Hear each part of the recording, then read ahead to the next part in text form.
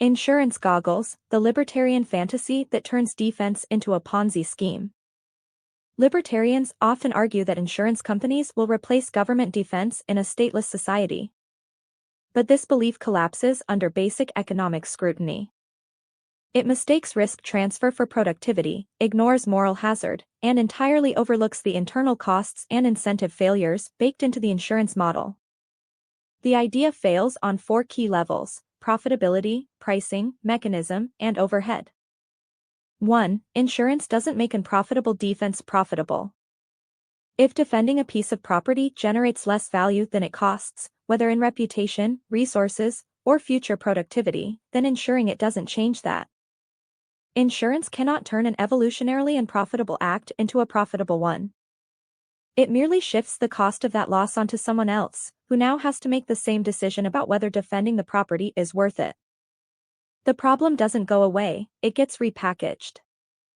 2. Insurance pricing is always higher than direct defense.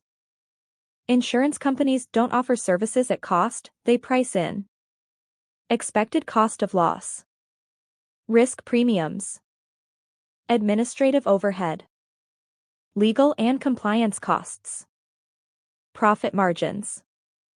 All of this makes insurance strictly more expensive than hiring a defense agency directly. In fact, if the insurer is truly more efficient at defending the property, the rational move is to hire them directly, not launder the defense through a speculative premium structure. The moment the insurer is the more competent party, they're no longer an insurance company, they're a defense contractor. The distinction collapses. 3. Overhead and the actuarial burden.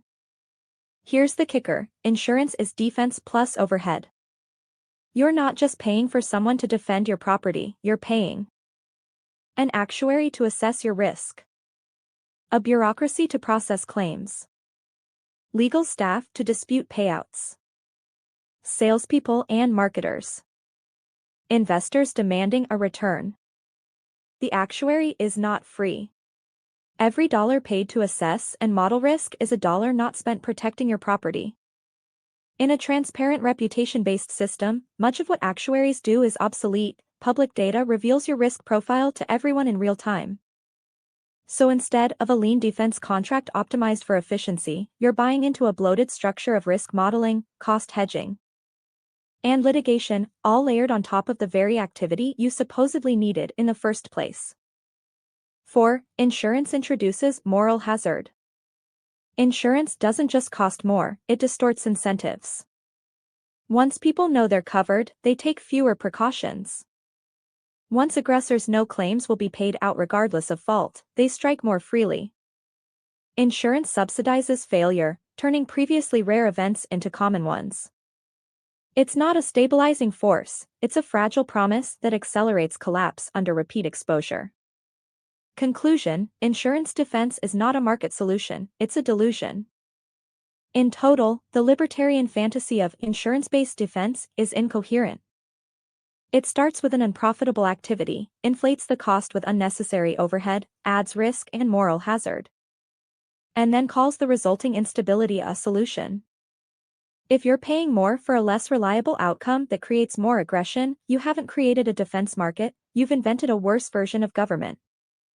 In an evolutionary capitalist system, defense must be profitable, transparent, and reputation-anchored. Decision-making power is distributed based on past productivity, and protection emerges not through gambling on loss, but by bidding on expected value creation.